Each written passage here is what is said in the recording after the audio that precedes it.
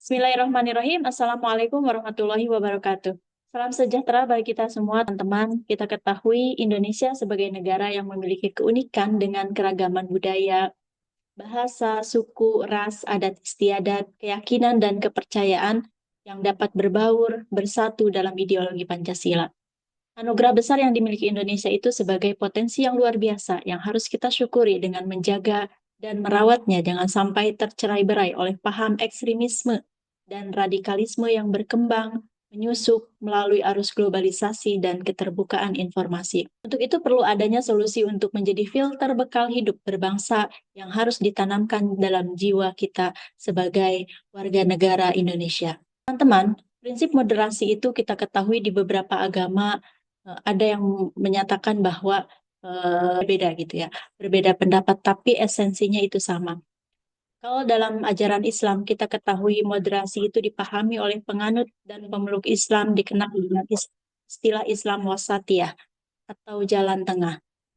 Dalam agama Kristen berakar pada teladan Yesus yang menyeimbangkan antara ketaatan hukum agama dan belas kasih kepada sesama atau jalan tengah moral, menghindari legalisme yang kaku namun dan tetap menjaga moral dan etika.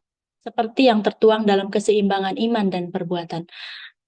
Dalam ajaran agama Hindu, prinsip moderat tercermin dalam konsep kebenaran yang mengajarkan keseimbangan dalam menjalani kehidupan.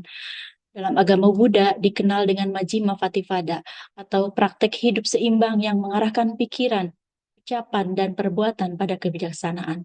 Dalam agama Konghucu juga dikenal dengan istilah Zongyong yang mengajarkan agar seseorang tidak melakukan sesuatu secara berlebihan, melainkan bertindak proporsional dan harmonis.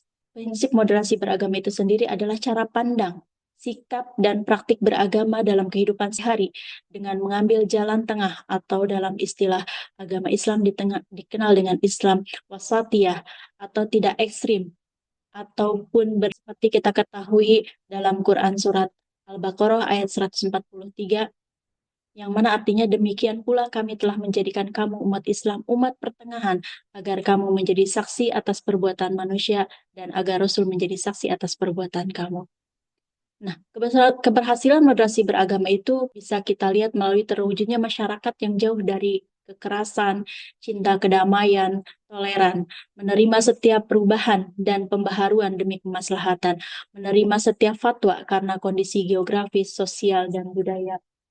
Tujuan moderasi beragama adalah bagaimana caranya agar kita sebagai masyarakat Indonesia menjaga keharmonisan dan perdamaian dalam masyarakat yang majmuk, agar masyarakat bisa bersikap dan bertindak dengan mengambil jalan tengah, tidak terlalu ke kanan atau radikal, dan tidak terlalu ke kiri atau liberal.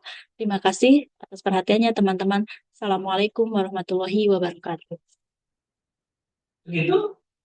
Udah.